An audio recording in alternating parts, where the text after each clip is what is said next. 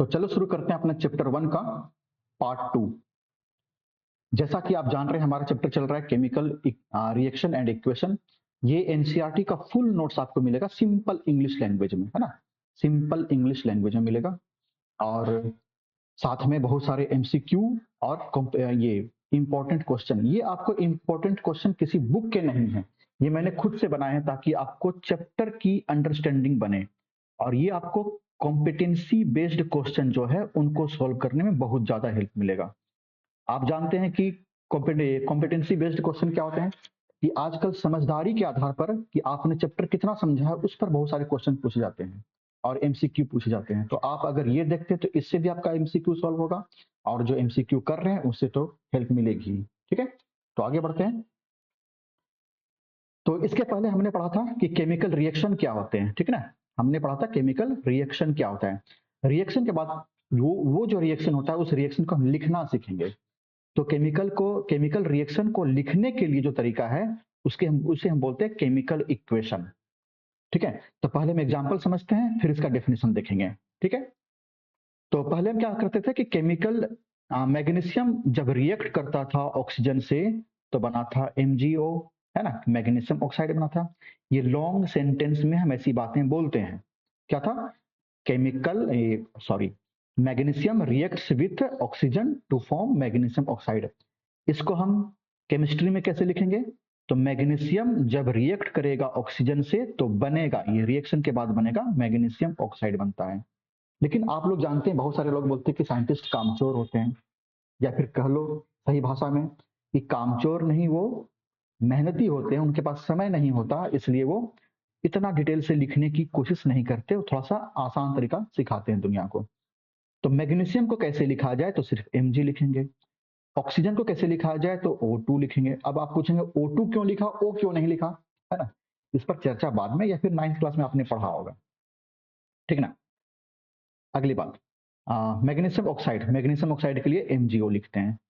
तो एक long form है लिखने का तरीका, है ना। लिखने का तरीका जो है एक लॉन्ग फॉर्मेट में है। दूसरा क्या है, उसे वर्ड इक्वेशन में लिख सकते हैं और लास्ट में केमिकल इक्वेशन में लिख सकते हैं। तो ये केमिकल इक्वेशन जो है हमको यही पढ़ना है डिटेल से। आ रही बात समझ में? तो किसी भी रिएक्शन को शॉर्ट फॉर्म में लिखने का तरीका है, क्या लिखा हुआ है? Short form of writing a chemical reaction using symbols and formulas. ये सिंबल हुआ और ये फॉर्मूला भी हो गया, है ना। फॉर्मूला भी है, सिंबल भी है, इन्हीं का यूज करते हुए शॉर्ट फॉर्म में किसी भी केमिकल रिएक्शन को लिखना केमिकल इक्वेशन कहलाता है। ठीक है ना, तो ये है अपना केमिकल इक्वेशन। नीचे वाला जो लिखा हुआ है केमिकल इक्वेशन है। बात आ रही है समझ में? आ रही तो नीचे कमेंट में यस लिखो, फिर आगे बढ़ते हैं हम। और अगर ये स्क्रीन ज्यादा गंदा हो रहा है तो भी बताओ, ठीक है ना। अब समझते हैं कि वर्ड इक्वेशन क्या होता है ना।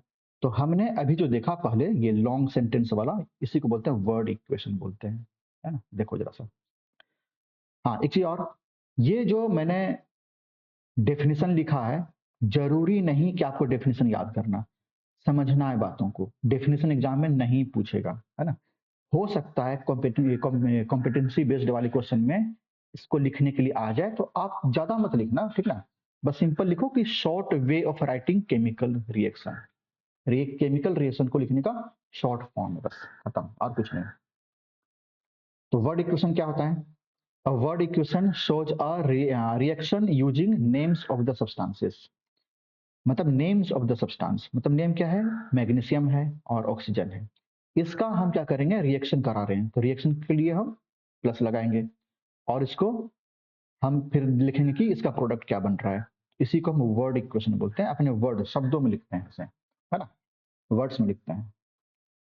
एक बात आपको जाननी चाहिए कि लेफ्ट साइड वाली जो चीजें होती हैं, ठीक है, लेफ्ट वाली जो चीजें होती हैं ये वाली, ये क्या है? इनको हम रिएक्टेंट्स बोलते हैं। जो रिएक्शन में पार्टिसिपेट करते हैं रिएक्टेंट कहलाते हैं। इधर जो बना फाइनल चीज बना उसे हम बोलते हैं प्रोडक्ट, है ना। ये राइट साइड में होता है, क्लियर। ये जो प्लस लिखा हमने, प्लस इंडिकेट करता है, कहाँ चला गया, सॉरी, नीचे वाला। प्लस इंडिकेट करता है क्या? रिएक्ट्स विथ, मतलब मैग्नीशियम रिएक्ट्स विथ ऑक्सीजन। आई बात समझ में? Magnesium reacts with oxygen. और ये जो एरो है नीचे लास्ट में, इसका मतलब होता है डायरेक्शन दिखाता है, मतलब कि किस डायरेक्शन में हमें रिएक्शन करनी है। सॉरी सॉरी सॉरी, क्या हो गया, ये सही से दिख रहा है, वो डिस्प्लेस हो गया ना, तो शायद चलो ठीक हो गया। ये स्क्रीन टच वाली चीजें ना बहुत डिस्टर्ब करती हैं। चलो आगे बढ़ते हैं, बातें समझ में आई? बस समझना है, याद नहीं करना है इसको, ठीक ना। कुछ कुछ इंपॉर्टेंट बातें इसको ध्यान रखनी है। और इन सबको पढ़ने का पता है तरीका क्या होता है? बेस्ट तरीका, तरीका ये होता है, तरीका ये होता है कि इसको ना आप बार बार पढ़िए, कई बार पढ़िए, रटना नहीं है, कई बार पढ़िए, तो एग्जाम बढ़िया से दे पाएंगे। ठीक, देखो होता क्या है ना, आप लोग समझते हैं कि चीजों को रट लेंगे तो लिख लेंगे, ठीक है, रटना चाहिए, अच्छी बात है, माइंड फ्रेश रहता है और याददाश्त पावर बढ़ती है, ठीक है। मेमोरी पावर बढ़ाने का तरीका है, मेमोरी पावर बढ़ती है किससे? रट्टाफिकेशन से, रटने से, ठीक है। बट हर जगह अप्लाई मत करो, क्योंकि आपकी समझदारी घट जाती है इसमें, ठीक है। तो रटने वाली चीजें रट लो जहां जरूरी है वहां, लेकिन साथ में उसे समझना भी जरूरी है। आप किसी भी टॉपिक को अगर पूरा रट लेते हैं, है ना, पूरा रट लेते हैं, समझदारी कम आएगी, लेकिन उसी टॉपिक को आप बार बार पढ़िए, बार बार पढ़िए, है ना, बार बार पढ़िए।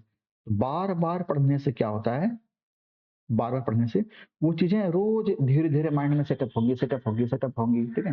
जैसे जो गाना आप बार बार देखते हैं, जो डांस आप बार बार देखते हैं, ठीक है, तो वो डांस बार बार देखते हैं तो वो चीजें आपके माइंड में सेट होती हैं, स्टेप बाय स्टेप। तो जो गलती पहली बार हुई, अगली बार वो गलती नहीं करेंगे। तो पढ़ने से वही होता है, बार बार पढ़ने से वही होता है, एक बार जो गलती हुई अगली बार नहीं होगी। रटने में वो चीजें नहीं है, लेकिन कुछ चीजें रटनी भी चाहिए। जैसे ये रिएक्शन आया, इसको बार बार पढ़िए और रटिए भी, इसको लिखिए भी, ठीक है। बढ़ते हैं आगे।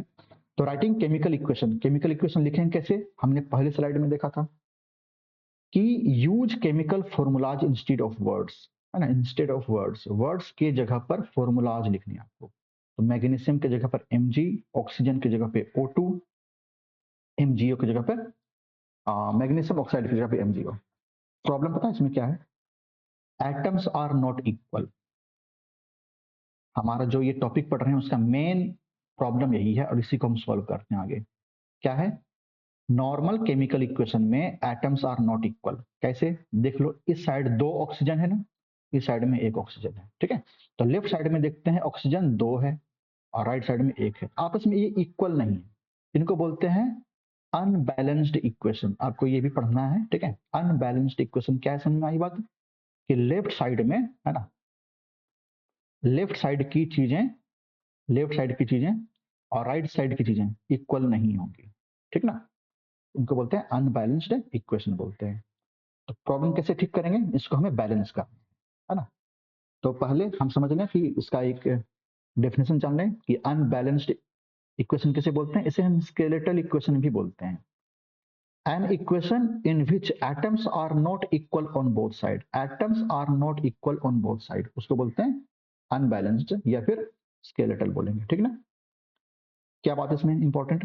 This does not follow the law of conservation of मास। ये आपकी एनसीईआरटी बुक में साफ साफ लिखी हुई ये बात। आप कहेंगे ये लॉ ऑफ कंजर्वेशन मास तो हम 9th में पढ़ा था हमने, यहाँ क्या जरूरी है? हमने 9th में इसलिए पढ़ा था ताकि 10th को हम सही से समझ सकें।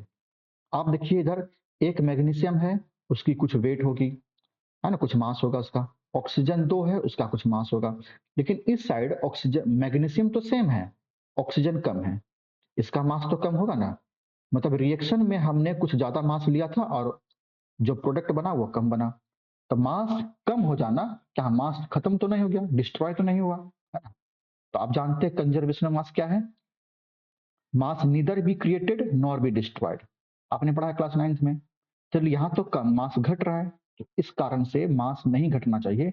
ये अनबैलेंस्ड इक्वेशन हमें ये प्रॉब्लम दिखाता है कि मास बैलेंस नहीं होते हैं, लॉ ऑफ कंजर्वेशन को फॉलो नहीं करते हैं। इस बात को बार बार सुनना, जो मैंने कहा अभी इस स्लाइड की बातें, ये आपको कॉम्पिटेंसी बेस्ड क्वेश्चन को सॉल्व करने में बहुत काम देगा, ठीक ना। तो इसको ठीक कैसे करते हैं, तो हम इसको बैलेंस कर लेंगे। तो law of conservation of mass पहले क्या है, एक बार रिवीजन कर लेते हैं। Mass neither be created nor be destroyed, ना ही हम इसको मास को क्रिएट कर सकते हैं ना ही डिस्ट्रॉय कर सकते हैं। जैसे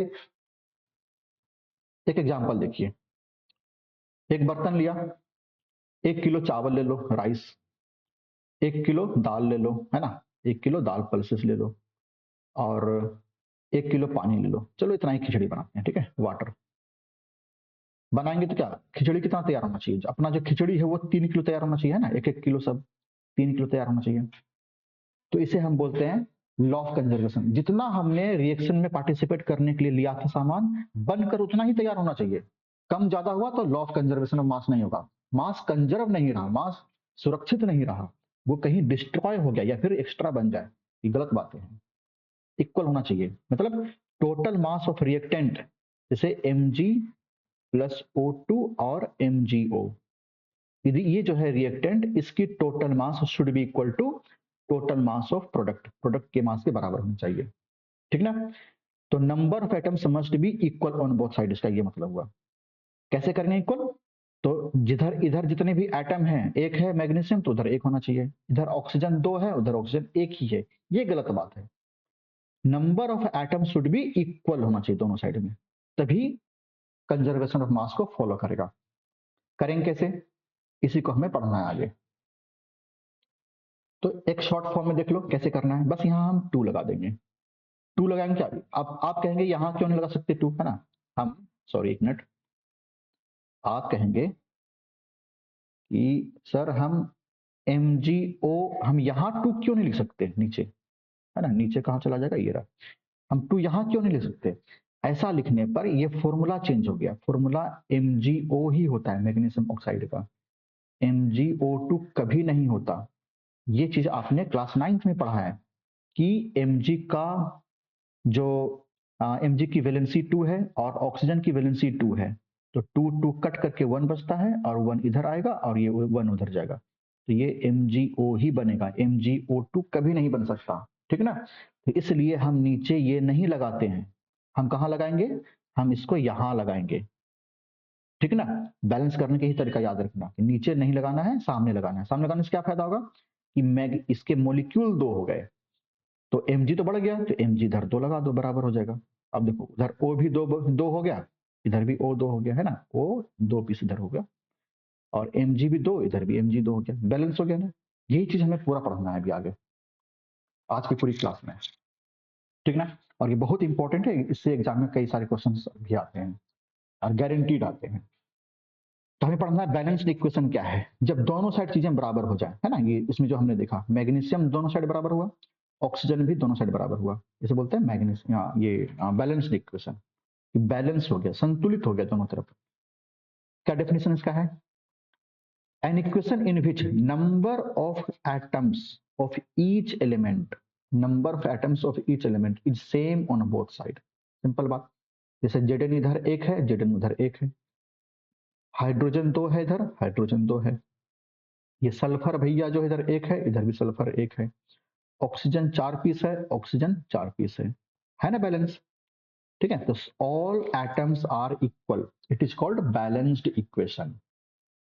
बढ़ते हैं आगे, steps to balance a chemical equation, क्या तरीका है इसको बैलेंस करने का। इसी को कई पेज में आपके बुक में पढ़ाया गया, लेकिन इसको हम डिटेल नहीं जाएंगे, आपको तरीका सिंपल भी बताएंगे, शॉर्टकट तरीका भी बताएंगे, ठीक ना। जैसे इधर फेरम है, फेरम मतलब आयरन, है ना। फेरम इसका ओरिजिनल नाम है, लैटिन में इसको फेरस और फेरिक भी बोलते हैं, पहले बोलते थे, अब तो फेरम, फेरम 1 फेरम 2 या आयरन 1 आयरन 2 बोलते हैं, ठीक है। तो आयरन इधर 1 है, इधर आयरन 3 है, हाइड्रोजन 2 है, उधर हाइड्रोजन 2 है, ऑक्सीजन 1 है, इधर ऑक्सीजन 4 है, बैलेंस नहीं है। तो इसको बैलेंस करने के कुछ रूल्स होते हैं, वो रूल्स अगर आप जान लें तो आपको बैलेंस करना ये इजी हो जाएगा। क्या पहला रूल है, देखो रूल तो बहुत बड़े हैं, मैंने मेन चीज 2 चीज लिखी इसमें कि right equation and count atoms. सबसे पहले इक्वेशन को लिख लो, ये इक्वेशन लिखा हुआ है हमारे पास, इसके एटम को काउंट कर लो, जो हमने भी काउंट किया कि Fe कितना है, इधर उधर कितना है, इधर 1 है उधर 3 है, और start with element having more atoms. ये बहुत इंपॉर्टेंट चीज है, ये शुरुआत पहले किससे करना है, बैलेंस करते समय सबसे पहले किसको बैलेंस करेंगे? यहाँ क्या लिखा हुआ है? Start with element having more atoms, जिसमें एटम ज्यादा हो उससे शुरू करेंगे, ठीक है। और लास्ट में किससे करेंगे वो मैंने लिखा नहीं, ठीक है। लास्ट में किससे करेंगे? लास्ट में उससे करो जो अकेला रहे कहीं, है ना, या तो जिसका एटम कम हो या फिर जो अकेला हो। अकेला कौन है? देखो तो अकेला हो गया हाइड्रोजन, ये भी लास्ट में हम कर सकते हैं। और कम कौन सा है? कम है इधर ऑक्सीजन 3 है 4 है ना, या एक ही, इसको भी आप ले सकते हैं, बन जाता है। ये सब रूल तब काम आते हैं जब बड़े इक्वेशन, ये इक्वेशन तो थोड़ा छोटा है, आराम से बन जाएगा, ठीक है। करते हैं इसको हम बैलेंस। हाँ, एक बात जो मैंने अभी बताया थोड़ी देर पहले कि आपको फॉर्मूला चेंज नहीं करना है, नेवर चेंज द फॉर्मूला। मतलब H2O है तो H2O4 नहीं करना है, ये गलत हो जाएगा। करेक्ट तरीका ये है कि आगे आपको लगाना है, मैंने कहा था आपको थोड़ी देर पहले कि आगे लगाना है बस ये नंबर, ठीक है। तो हम जिस मेथड से करने जा रहे हैं उसका नाम है हिट एंड ट्रायल मेथड। ये सब क्वेश्चन बनते हैं, इनको ध्यान रखना है कि हम जो रिएक्शन को बैलेंस करने किस तरीके से करने हैं, बहुत तरीके होते करने के, सबसे इजी तरीका यही होता है। और हम क्लास 10th में है अभी, है ना, आप बच्चे क्लास 10th में हैं तो इस कारण से आपको बड़े तरीके नहीं सीखने हैं, वो क्लास 11th में बहुत बड़े बड़े जब इक्वेशन आएंगे ना इनऑर्गेनिक केमिस्ट्री में उसको करते हैं, है ना। तो अभी हम सिर्फ हिट एंड ट्रायल मेथड से ही करेंगे। अच्छा, जिनकी केमिस्ट्री वीक हो वो कमेंट में बताएं, उनके लिए मैं कुछ सोच रहा हूँ बढ़िया चीज। क्या? कि एक सीरीज लाऊंगा, है ना, फंडामेंटल केमिस्ट्री की, फंडामेंटल केमिस्ट्री की एक सीरीज लाऊंगा। उसमें शुरू से केमिस्ट्री की मेन मेन बातें बताऊंगा जो आपकी पहले वाले क्लास में छूट गई हैं और जो आपकी आने वाली क्लास में भी काम देंगी। अगर आपने ये कर लिया ना, ये वाला सीरीज ज्यादा नहीं होगा मेरे ख्याल से, 5-6 वीडियो होगा, 5-6 घंटे का खत्म हो जाएगा आराम से, ठीक है। तो और प्रैक्टिस करने के लिए इसमें दूंगा बहुत सारा। तो क्लास 12 तक ना आप निश्चिंत रहेंगे। बड़ी चीजें जो इनऑर्गेनिक केमिस्ट्री में होती हैं, है ना, बहुत परेशान करती है वो, इन ऑर्गेनिक केमिस्ट्री में बहुत परेशानी करती है, वो आपका क्लियर हो जाएगा, कभी परेशानी नहीं होगी। 12 तक तो इजी निकलेगा ही, है ना, जो जेई मेंस वाले सब दे रहे हैं, जेई मेंस एडवांस देंगे, उनके लिए बहुत इजी हो जाएगा। और कॉलेज जाएंगे तो कॉलेज भी आपका देखते देखते निकल जाएगा, पता ही नहीं चलेगा, बहुत इजी होगा वो, पूरा मैटर तैयार हो जाएगा उसमें, ठीक है ना। तो अभी हम हिट एंड ट्रायल मेथड से उसको बैलेंस करेंगे। Try different numbers until atoms become equal. जब तक एटम इक्वल ना हो जाए तब तक अलग अलग, ये तो कैसा फालतू बातें मैंने लिख दिया है बुक में है इसलिए तो छूट ना जाए, जरूरी नहीं देखना, ठीक है।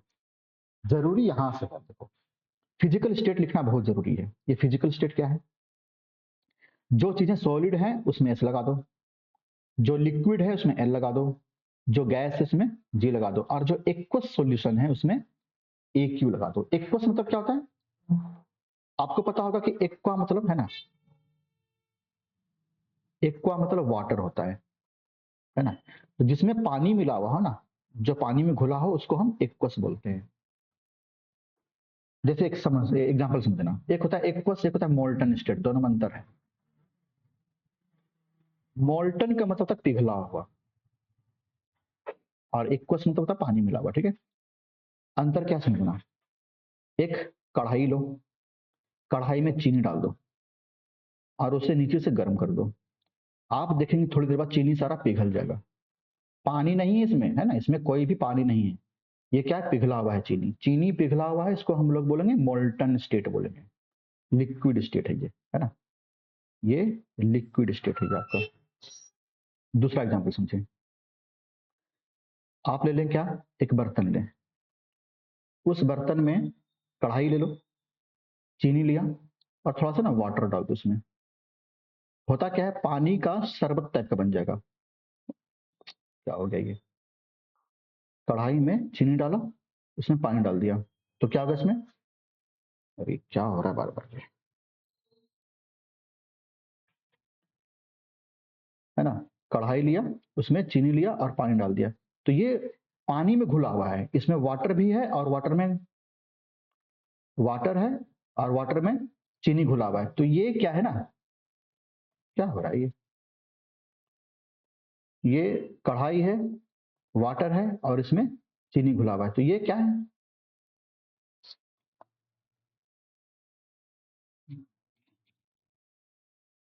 बात समझ में आ रही है क्या बोल रहा हूँ मैं?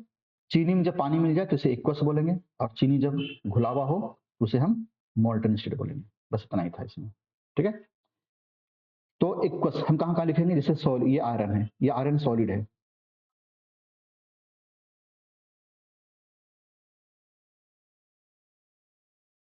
तो रुकना, कुछ गड़बड़ हो रहा है इसमें, बार बार ये आ रहा है, लिखने नहीं दे रहा मुझे, क्या परेशानी है इसमें।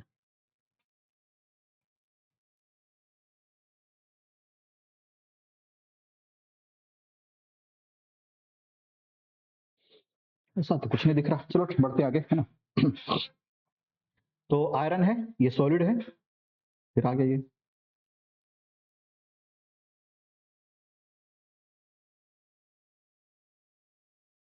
खैर इग्नोर मारो, आगे बढ़ो, ठीक है ना।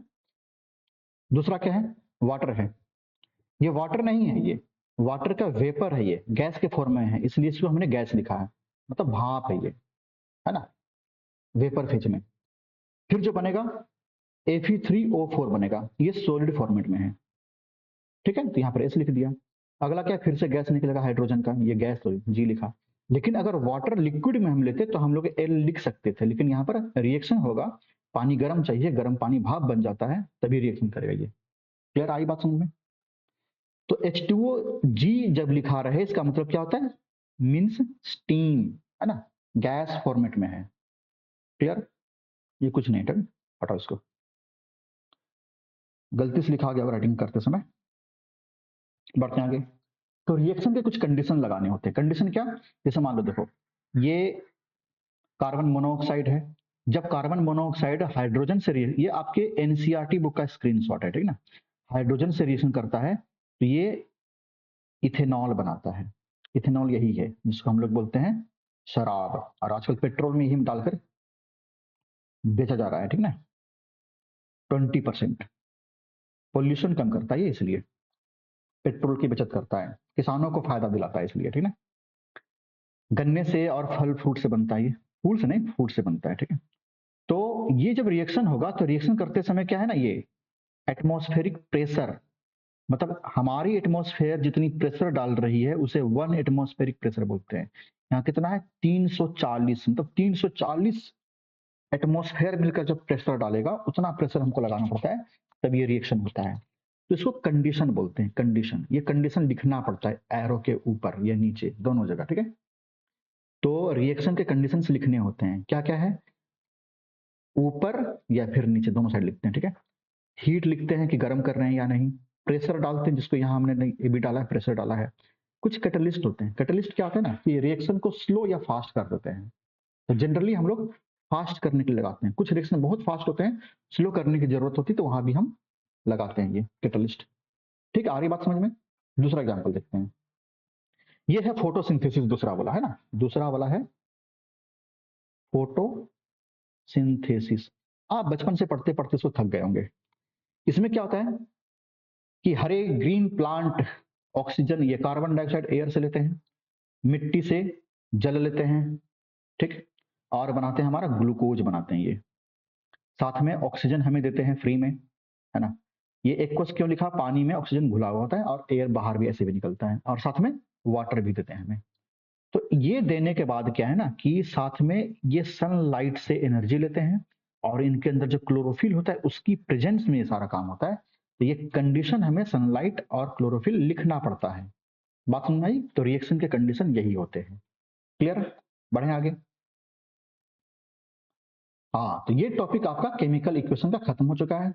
अब हम कुछ इंपॉर्टेंट क्वेश्चंस करेंगे। आपको दोबारा बता दूं मैं, ये जो क्वेश्चन है ना, ये किसी बुक के नहीं है, ये मैंने खुद से फ्रेम किए हैं, और इसमें कुछ क्वेश्चन ऐसे भी हैं जो एग्जाम में कई बार आए हुए हैं। वहां से इंस्पिरेशन लेते हुए मैंने कुछ अपना भी क्वेश्चन बनाया। क्यों? क्योंकि आजकल आप जानते हैं कॉम्पिटेंसी बेस्ड क्वेश्चन पूछे जा रहे हैं। तो आपकी समझ को, आपने अभी तक जो इस चैप्टर में पढ़ा, चैप्टर में पढ़ने के बाद अगर ये क्वेश्चन आपसे बन रहे हैं तो समझो आपने चैप्टर बढ़िया से पढ़ा है। नहीं बन रहे हैं तो जो चैप्टर में अधूरा रह गया है वो अधूरा यहाँ से कंप्लीट हो जाएगा। तो दोबारा आप 2 बार 3 बार चैप्टर को सुन लेंगे तो काम पूरा हो जाएगा। 2-3 बार जरूर सुनना। माइंड में जितना बैठेगा उतना क्लियर होता जाएगा, आपकी सोच अच्छी होगी, आप बढ़िया लिखेंगे। और जो मैंने जितना भी यहाँ पर आंसर लिखा है, सारे आंसर इजी लैंग्वेज में है, पढ़ोगे तुरंत आपको याद हो जाएगा, ठीक है ना। याद करना नहीं, कर लो कोई बात नहीं है, ठीक है, लेकिन याद करने के लिए मैं फोर्स नहीं करूंगा। 2 बार 3 बार 4 बार पढ़ो, माइंड में पूरा सेट हो जाएगा, याद टाइप का हो जाएगा। अगर इंग्लिश आपकी कमजोर भी है, आप लिखने लायक बन जाएंगे, ठीक है। तो पहला क्या है, केमिकल इक्वेशन क्या होता है, आपने देखा क्या मैंने कहा था, ये वे लिखो, शॉर्ट फॉर्म लिखो, यहाँ पे FORM ज्यादा अच्छा लिखा, वे भी लिख सकते हो, कोई दिक्कत नहीं। A short form to write a chemical reaction using symbols and formulas, इतना ही लिखना। मैंने पूरा लिख दिया है, जो बच्चे अच्छा लिखना चाहते हैं वो पूरा लिख देंगे, ठीक ना। जो नहीं लिखना चाहते हैं इतना से कम लिख दो। दूसरा क्या है, वर्ड इक्वेशन क्या है, a reaction using names of substances, खत्म बात। जो बच्चे पूरा लिखना चाहेंगे पूरा लिखो। A word equation shows a reaction using names of, a reaction using names of substances, word equation बोलते हैं। एग्जांपल लिख देना कि मैग्नीशियम है, ऑक्सीजन है, मैग्नीशियम ऑक्साइड। एक बार ध्यान रखना, इनका जो स्पेलिंग है ना बढ़िया से याद रखना, इन सब चीजों का गलती होगी परेशानी होगी। नेक्स्ट है व्हाट इज अनबैलेंस्ड इक्वेशन, तो क्या है, an equation in which atoms are not equal, खत्म, ऑन बोथ साइड्स, याद हो गया। An equation in which atoms are not equal on both sides, इतना ही लिखना है। जो बच्चे शुरू से बढ़िया से लिख रहे हैं पूरा लिख लें, जो नहीं पढ़ते थे अब शुरू कर रहे हैं पढ़ना, इतना भी लिख दे, काम चल जाएगा। What is a balanced chemical equation, ये बैलेंस वाले क्या होते हैं, सिंपल वहीं से शुरू करना, इसी टाइप का है ना। An equation has equal number of atoms in each element, ये अगर नहीं लिखोगे तो आप इसको भी लिख सकते हैं, an equation in which atoms atoms are equal on both side, बस ये नोट उड़ा दो, इसका आंसर बन जाएगा, है ना, नोट उड़ा दो इसका आंसर बन जाएगा, सिंपल। मैंने अलग फॉर्मेट में लिख दिया ताकि जो बच्चे बढ़िया से लिखें वो लिख सकें। बढ़ते हैं आगे, बार बार एक ही बात बोल रहा हूं मैं ताकि आपके माइंड में सेट कर जाए। ये कंजर्वेशन ऑफ मास क्या है, आप कहेंगे 9th में पढ़ा था हमने, अभी क्यों पढ़ें, क्योंकि आपकी क्लास 10th की जो एनसीईआरटी बुक है उसमें इसका यूज हुआ है, इस टर्म का, ये पूछा जा सकता है ना।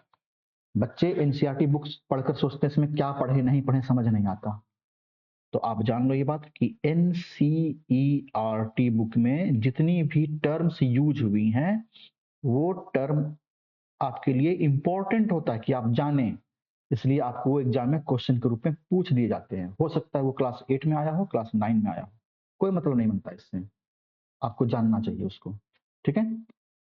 अब आप बोलेंगे फोटोसिंथेसिस भी पूछेगा क्या, ये तो पहले था, यहाँ टर्म आया है, नहीं, इसके बारे में चर्चा नहीं की गई है, बस एक इक्वेशन समझाया गया है, ठीक है, ये नहीं, आपको इक्वेशन पूछेगा, डेफिनेशन नहीं पूछेगा उसका। अगर पूछता तो मैं यहाँ पर नोट्स तैयार करता, ठीक है ना। तो कंफ्यूजन यही होती है कि एनसीईआरटी में क्या पढ़ें क्या छोड़ें पता नहीं चलता, तो मैं नोट्स इसलिए बना रहा हूँ ये एनसीईआरटी का कि आपको कुछ नहीं छूटे इसमें, आपको इसके अलावा कुछ नहीं पढ़ना है, बहुत कंप्लीट नोट्स है ये। और ये क्वेश्चन आंसर कराने के बाद मैं बाद में एनसीईआरटी के भी क्वेश्चन आंसर लाऊंगा, और कुछ PYQ है ना, प्रीवियस ईयर जो एग्जाम में पूछे गए हैं उन पर चर्चा करेंगे, आपके एग्जाम में कुछ नहीं छूटेगा, ठीक है ना। कॉम्पिटेंसी बेस्ड वाले क्वेश्चन, MCQ वाले क्वेश्चन सारे लाऊंगा मैं, ठीक। बढ़े आगे, अच्छा इसको हमने देखा ही नहीं।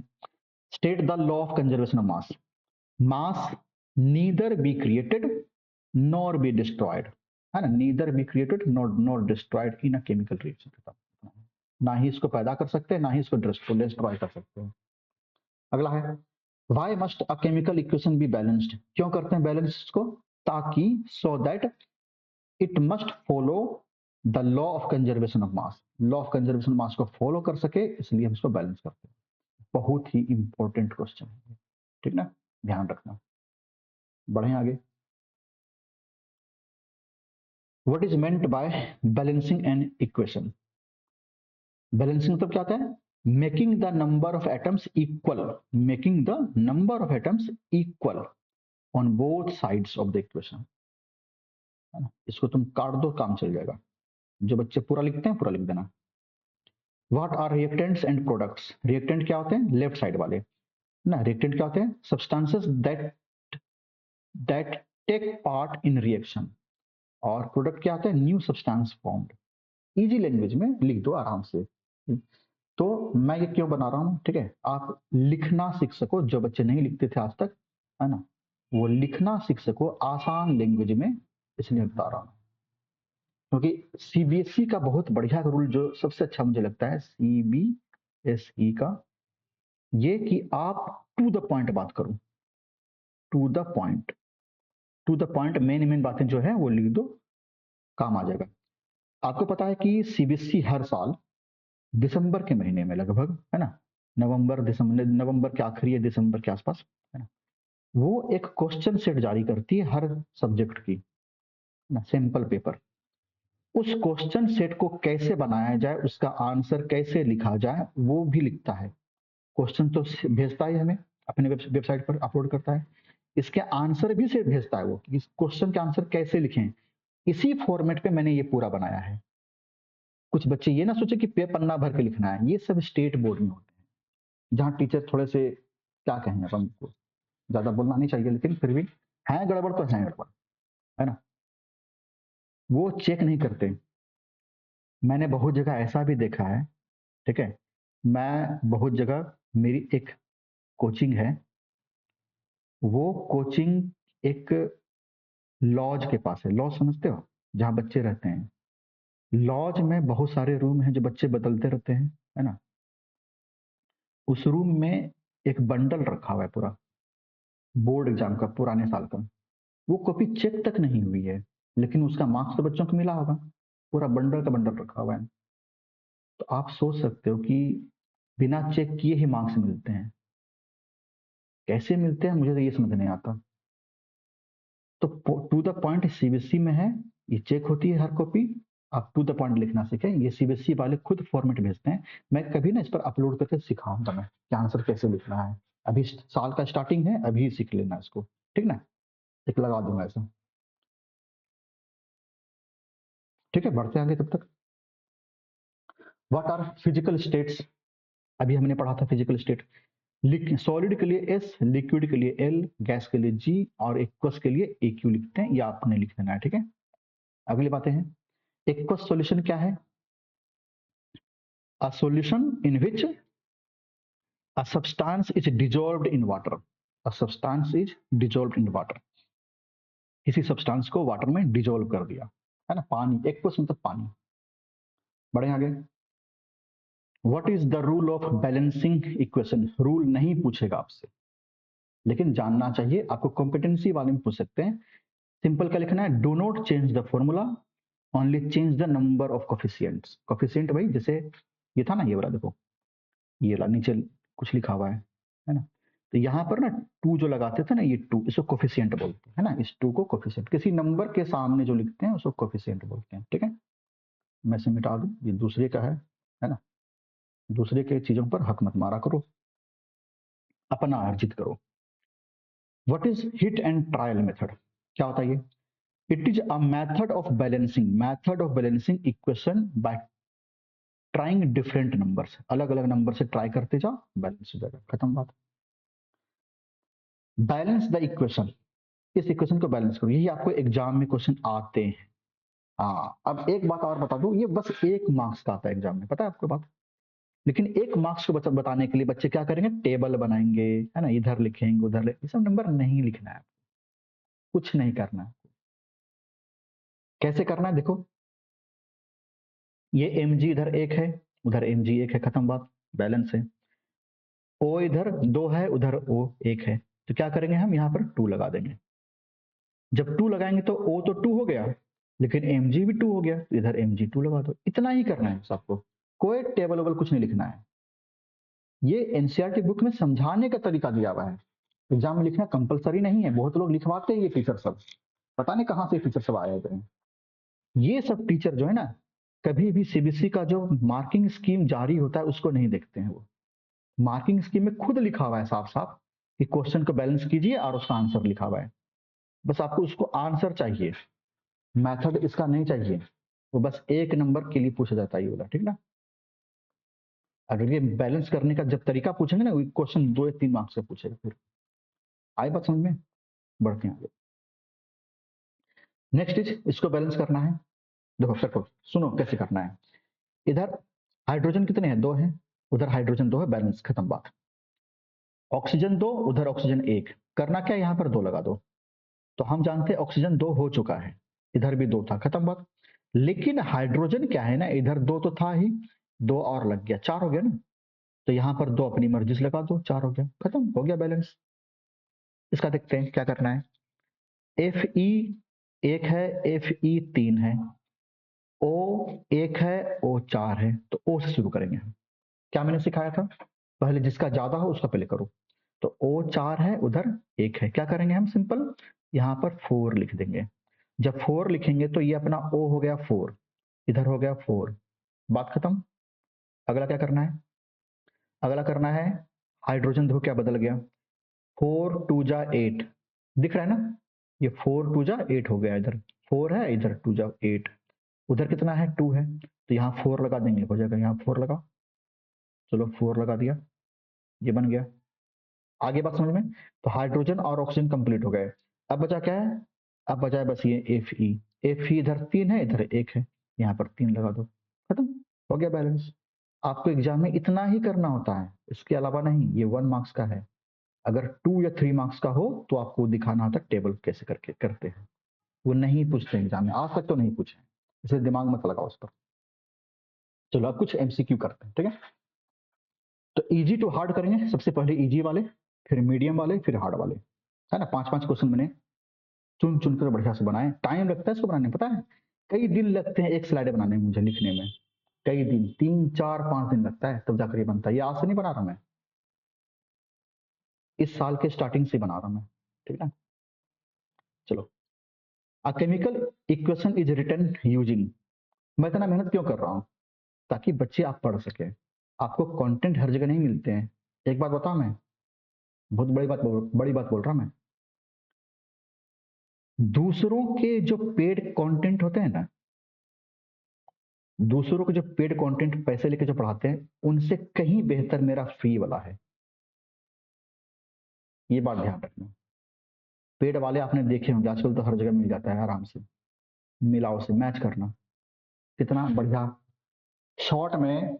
वो तो लेक्चर दे देकर 10 10 घंटे की, 10 10 वीडियो 1.5 2 घंटे की होती है। उतना पढ़ना संभव नहीं है। नोट्स बनाना है, बहुत सारे चैप्टर हैं, बहुत सारे सब्जेक्ट हैं, वो तो अपने सब्जेक्ट को सिखाने में लगे रहते हैं बस, ठीक है ना। तो इस ध्यान से मैंने लाया है कि जितना लेक्चर होना चाहिए उतना मैं बता रहा हूँ, कंप्लीट हो जाता है, ठीक है। फ्री वीडियो उनके पेड वीडियो से भी मेरा ज्यादा अच्छा है, ठीक है। बढ़ते हैं आगे। A chemical equation is written using, chemical equation कैसे लिखते हैं, वर्ड्स में लिखते हैं, सिंबल एंड फॉर्मूलाज में लिखते हैं, या फिर ओनली नंबर्स में, या फिर ओनली डायग्राम में। तो आपको पता है सिंबल्स और फॉर्मूलाज में लिखते हैं, है ना। बड़े आगे, अगला, which is a word equation, word equation कौन सा है, जो वर्ड्स में लिखते हैं, खत्म बात, B number. Next, which is balanced equation, balance कौन सा है, तो नंबर देखो इसी में बस लगा हुआ है, यही बैलेंस है, बाकी सब में तो नंबर लिखा ही नहीं, चेक क्या करें हम, है ना। Next, the law of conservation of मास क्या कहता है कि मास इंक्रीज नहीं, गलत बात। मास डिक्रीज, गलत बात। मास कांस्टेंट, हाँ कांस्टेंट होता है, सही बात। मास डिसअपियर, गलत बात। ये आपका आंसर हो गया। नेक्स्ट, जी मतलब क्या होता है इक्वेशन में, याद है, आपने पहले पढ़ा है। जी मतलब गैस। मीडियम लेवल क्वेश्चन, थोड़े से टफ। इसमें अनबैलेंस्ड कौन सा, ये ज्यादा खतरनाक होता है, बैलेंस्ड वाले से ज्यादा खतरनाक अनबैलेंस्ड वाला क्वेश्चन होता है। देखो इधर, ये हाइड्रोजन दोनों साइड 4 है, ऑक्सीजन 2 पीस हो गया, बैलेंस्ड, खत्म, ये नहीं होगा आपका आंसर। इसमें क्या है, हाइड्रोजन 2 है, हाइड्रोजन 2 है, ऑक्सीजन 2 है, ऑक्सीजन 1 है, ये बैलेंस्ड नहीं है। आंसर यही होना चाहिए। आगे देख लेते हैं। Z N 1 Z N 1, hydrogen 2 hydrogen 2, sulphur 1 sulphur 1, oxygen 4 4, ये बैलेंस्ड है, ये नहीं होगा। मैग्नीशियम 2 ऑक्सीजन 2 ऑक्सीजन 2, ठीक है ना, ऑक्सीजन 2, ये बैलेंस्ड है, ये नहीं होगा, बस ये आपका आंसर हो गया। Clear. Next one is, 15 question total है, ठीक है।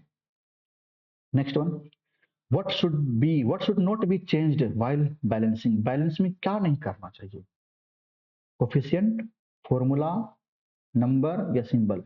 फॉर्मूला चेंज नहीं होना चाहिए, फॉर्मूला रिएक्शन के टाइम बनता है, तो पता है, क्लास 9 में पढ़ा होगा, याद है या नहीं? जैसे कि मान लो था ना कि MgCl,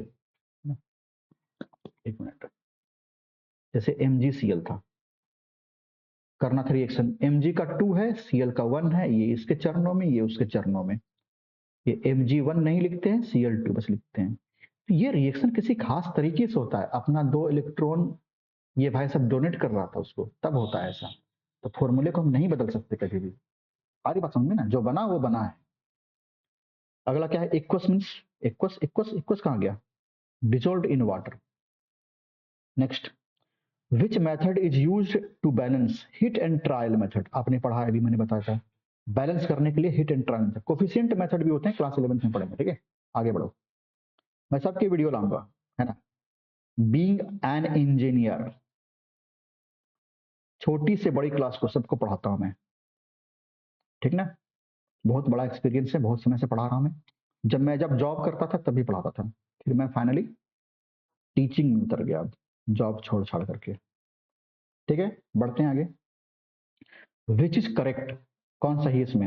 atoms can be destroyed, atoms can be created, हम बर्बाद कर सकते हैं एटम को, तोड़ सकते हैं, नया एटम पैदा कर सकते हैं। एटम्स कंजर्व, सुरक्षित रहता है एटम। एटम डिसअपेयर, गायब होते हैं एटम, ऐसा नहीं है, एटम सुरक्षित होता है, जितने डालेंगे उतने ही बनेगा। नेक्स्ट, हार्ड लेवल, थोड़े हार्ड है, बैलेंस करो उसको, करते हैं balance.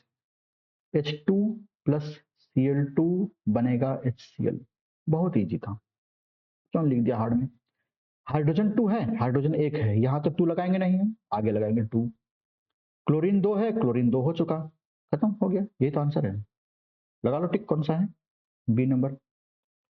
Next, which is correct balanced equation, correct balance कौन सा है? अच्छा एक बात बता दूं, और एग्जाम में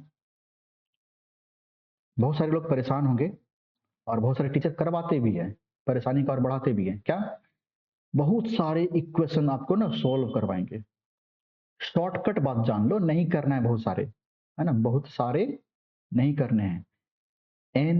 NCERT में जो दिया है ना, चैप्टर के बीच में, है ना, बीच वाले क्वेश्चन आंसर और लास्ट वाले क्वेश्चन आंसर, इनको कर लो, यही आएंगे एग्जाम में, फिक्स है।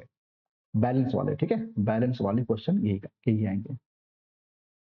मैं सबका एक लिस्ट बनाकर डाल दूंगा, एक वीडियो बनाकर, है ना, वीडियो बनाकर, कैसे लिखते हैं वीडियो जी, वीडियो बनाकर सबका एक लिस्ट, सारे इक्वेशन बैलेंस करके डाल दूंगा मैं, एक जगह लिख करके, ठीक है।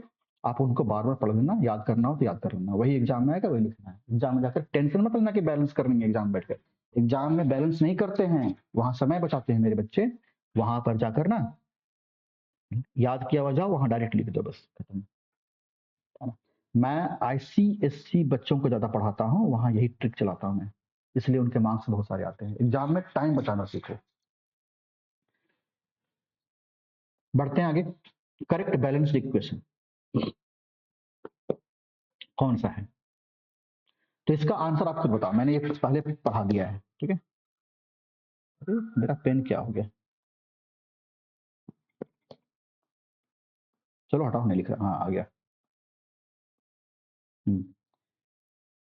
वाई डू वी, अच्छा इसका आंसर ना कमेंट में बताओ क्या होगा, कमेंट में बताओ, कमेंट में बताने से क्या होगा ना, वीडियो ग्रो करेगी मेरी, ग्रो करेगी तो आप जैसे बच्चों को ज्यादा वीडियो मिलेगी, मुझे बनाने का मोटिवेशन मिलेगा, वीडियो ग्रो करेगा, तो इसलिए कमेंट किया करो, कमेंट करो, लाइक करो, सब्सक्राइब करो, शेयर कर दो अपने दोस्तों को, जो आपके नजदीकी दोस्त हैं, दूर वाले को तो दोगे नहीं, ठीक है।